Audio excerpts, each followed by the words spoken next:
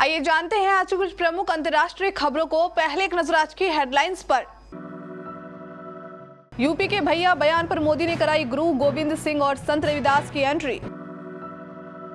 कुशीनगर हादसे की आंखों देखी हल्दी रस्म के दौरान कुएं की स्लैब पर नाचने लगी थी 30-35 महिलाएं। तेज आवाज के साथ टूटी, 13 लोग कुएं में समा गए। जब अखिलेश को जितवाने की अपील करना भूल गए मुलायम, कान में कहना पड़ा वोट मांगिए। एनएसई की पूर्व सीईओ चित्रा रामकृष्ण के घर छापे। मुंबई स्थित घर पर आईटी का छापा। आरोप हिमालय के योगी से कारोबार की गोपनीय जानकारी साझा की। पंजाब में चुनाव से पहले मनमोहन का भाजपा पर हमला, आज भी नेहरू को ठहराते हैं जिम्मेदार। हरियाणा के निजी सेक्टर में 75% आरक्षण पर रोक हटी। सुप्रीम कोर्ट ने स्टे को हटाया। हाईकोर्ट से कहा सभी पक्ष सुने, 4 हफ्ते में मामला निपटाएं। धनंजय सिंह का इंटरव्यू, बोले मैं भागा नहीं, मैदान में हूं। अखिलेश नॉन सीरियस, वह जाति की राजनीति करते हैं। मुलायम को भीष्म पितामह बता बोले बघेल, अखिलेश के खिलाफ मेरी ही चाहते हैं जीत। कपिल शर्मा निभाएंगे फूड डिलीवरी वाले का रोल, फिल्म के लिए नंदिता दास। कोलकाता ने बेस प्राइस में सबसे ज्यादा खिलाड़ी खरीदे। चेन्नई ऑक्शन की सबसे एक्टिव टीम। प्रधानमंत्री नरेंद्र मोदी ने अबोहर में जनसभा को संबोधित किया। यहां उन्होंने कहा कि ये पंजाब में मेरी आखिरी रैली है। मैं जहां जहां गया वहां से यही दिख रहा है कि पंजाब के लोगों ने ठान लिया है कि वो डबल इंजन की सरकार बनाने जा रहे हैं। मोदी ने इस रैली में मुख्यमंत्री चरणजीत सिंह चन्नी के यूपी बिहार के भैया वाले बयान पर भी पलटवार किया। प्रधानमंत्री ने कहा कांग्रेस के मुख्यमंत्री ने जो बयान दिया है उस पर दिल्ली का उनका मालिक खड़े होकर तालियां बजा रहा था। अपने इन बयानों से ये लोग किसका अपमान कर रहे हैं। यहाँ कोई ऐसा गांव नहीं होगा जहां हमारे उत्तर प्रदेश और बिहार के भाई बहन मेहनत नहीं करते हो। कल ही हमने संत रविदास जी की जयंती मनाई है। मैं इन नेताओं से पूछना चाहता हूं कि संत रविदास जी कहां पैदा हुए थे। संत रविदास उत्तर प्रदेश के काशी में पैदा हुए थे। आप कहते हो उत्तर प्रदेश के भाइयों को घुसने नहीं दोगे, तो क्या संत रविदास जी का भी नाम मिटा दोगे? क्या भाषा बोलते हो आप लोग? कुशीनगर में शादी की हल्दी रस्म में कुआं पूजन के दौरान हुए हादसे में अब तक 13 की मौत हो चुकी है। इसमें 9 बच्चियां और 4 महिलाएं हैं। जब हादसा हुआ उसके चंद सेकंड पहले तक वहां खुशी का माहौल था। महिलाएं नाच गा रही थी।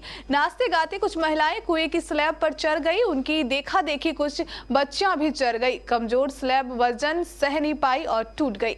जब यह सब कुछ हुआ तो सचिन वहीं मौजूद थे। गांव के जिस युवक अमित की बारात के लिए यह पूजन हो रहा था, सचिन उसका चचेरा भाई है। मैनपुरी की करहल सीट से चुनाव लड़ रहे अखिलेश यादव के प्रचार के लिए गुरुवार को पहली बार समाजवादी पार्टी के संरक्षक मुलायम सिंह यादव भी मैदान में उतरे। उन्होंने करहल में जनसभा को संबोधित करते हुए अखिलेश यादव के लिए वोट मांगा। लंबे समय बाद चुनावी सभा में आए मुलायम के जोश में कोई कमी नहीं थी, लेकिन उनकी आवाज में अब उम्र का असर जरूर दिखा। नेताजी ने किसानों, नौजवानों और व्यापारियों की तरक्की को देश की मजबूती के लिए जरूरी बताया। हालांकि इस दौरान वह अखिलेश को जितवाने की अपील करना भूल गए और भाषण को खत्म करने लगे तो धर्मेंद्र यादव को उन्हें याद दिलाना पड़ा। नेशनल स्टॉक एक्सचेंज की पूर्व सीईओ चिन्ना रामकृष्ण के मुंबई स्थित घर पर इनकम टैक्स की रेड हुई है। उन पर अत्याधुनिक गुरु के साथ गोपनीय जानकारी साझा करने का आरोप है। सीबी ने 11 फरवरी को रामकृष्ण पर जुर्माना लगाया था। मार्केट रेगुलेटर ने एक्सचेंज की गोपनीय जानकारी को किसी अज्ञात व्यक्ति के साथ साझा करने के लिए चित्रा पर 3 करोड़ रुपए का जुर्माना लगाया था। रामकृष्ण ने दिसंबर 2016 को सीईओ का पद छोड़ा था। पूर्व प्रधानमंत्री और कांग्रेस नेता मनमोहन सिंह ने गुरुवार को भाजपा पर निशाना साधा। उन्होंने आरोप लगाया कि कोरोना के दौरान केंद्र सरकार की खराब नीतियों के कारण लोग आर्थिकता, बेरोजगारी और बढ़ती महंगाई से परेशान हैं। मनमोहन सिंह ने कहा 7.5 साल सरकार चलाने के बाद सरकार अपनी गलती मानने और सुधार करने की बजाय पहले प्रधानमंत्री जवाहरलाल नेहरू को जिम्मेदार ठहराने पर लगी है। पूर्व प्रधानमंत्री सिंह ने कहा इस सरकार का नकली राष्ट्रवाद जितना खोखला है उतना ही खतरनाक है। इनका राष्ट्रवाद अंग्रेजों की बांटो और राज करो की नीति पर टिका है। संवैधानिक संस्थाओं को लगातार कमजोर किया जा रहा है। ये सरकार विदेश नीति के मोर्चे पर भी पूरी तरह फेल साबित हुई है। पंजाब और हरियाणा हाईकोर्ट की तरफ से हरियाणा में प्राइवेट सेक्टर की नौकरियों में 75% रिजर्वेशन पर लगाए गए स्टे को सुप्रीम कोर्ट ने हटा दिया है। सुप्रीम कोर्ट ने गुरुवार को स्टे हटाते हुए हाईकोर्ट को 4 हफ्ते में इस मामले का निपटारा करने का आदेश दिए हैं।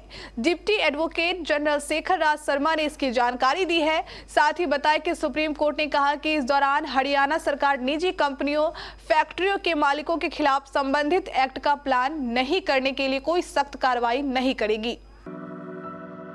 समाजवादी पार्टी ने कुछ महीने पहले जौनपुर के बाहुबली व पूर्व सांसद धनंजय सिंह के वीडियो को ट्वीट किया था, जिसमें धनंजय सिंह क्रिकेट खेलते नजर आ रहे थे। सपा ने धनंजय सिंह के बहाने योगी सरकार को भी आड़े हाथों लिया था। सपा की तरफ से किए गए ट्वीट में लिखा था, मुख्यमंत्री योगी आदित्यनाथ को टॉप 10 माफियाओं को लेकर क्रिकेट टीम बना लेनी चाहिए। वहीं हाल ही में किए गए ट्वीट में सपा ने भाजपा सरकार को दमदार सरकार बताया था।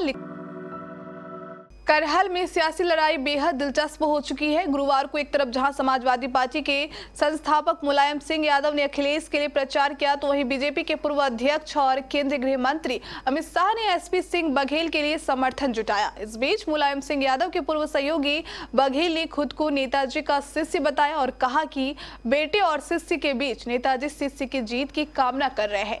इसके लिए उन्होंने महाभारत का भी उदाहरण दिया। बघेल ने एक टीवी चैनल से कहा, शिष्य और पुत्र के बीच मुलायम जी आए हैं। यह परंपरा रही है कि द्रोणाचार्य और भीष्म पितामह कौरवों की तरफ से लड़े थे, लेकिन वह अपने शिष्य अर्जुन की जीत का कामना कर रहे थे।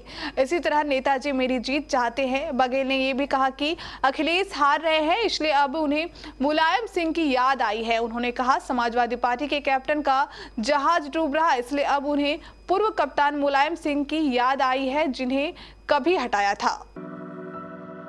कॉमेडी किंग कपिल शर्मा किस किस को प्यार करूं और फिरंगी जैसी फिल्मों में काम करते नजर आ चुके हैं। हालांकि ये दोनों की फिल्में बॉक्स ऑफिस पर वो कमाल नहीं दिखा पाई थी, जिसकी इनसे उम्मीद की जा रही थी। अब कपिल शर्मा की एक और फिल्म का ऐलान हो गया है, जिसमें दिग्गज फिल्ममेकर नंदिता दास कपिल शर्मा के साथ कोलैबोरेट करने जा रही है। फिल्म में कपिल शर्मा कुछ ऐसा करते नजर आएंगे जो उन्होंने पहले कभी नहीं किया है।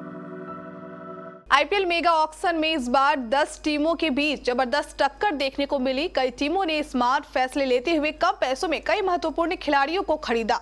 चेन्नई सुपर किंग्स नीलामी में सबसे सक्रिय फ्रेंचाइजी रही। उसने सबसे ज्यादा 50 खिलाड़ियों पर बोली लगाई। हालांकि इस दौरान वह सिर्फ 21 खिलाड़ियों को ही खरीद सके। उनके खिलाड़ी खरीदने का दर 42% रहा। वहीं बोली लगाने और खिलाड़ी खरीदने का सबसे खराब दर लखनऊ सुपर जायंट्स का रहा। उसने 44 खिलाड़ियों पर बोली लगाई, लेकिन सिर्फ 18 खिलाड़ी ही खरीद सके। दिल्ली का बोली लगने और खिलाड़ी खरीदने का दर 40.82%, गुजरात का 54.5%, कोलकाता का 55.26%, मुंबई का 46.67%, पंजाब का 53.49%, बेंगलोर का 54.29%, राजस्थान का 46.67% और हैदराबाद का 41.67% रहा।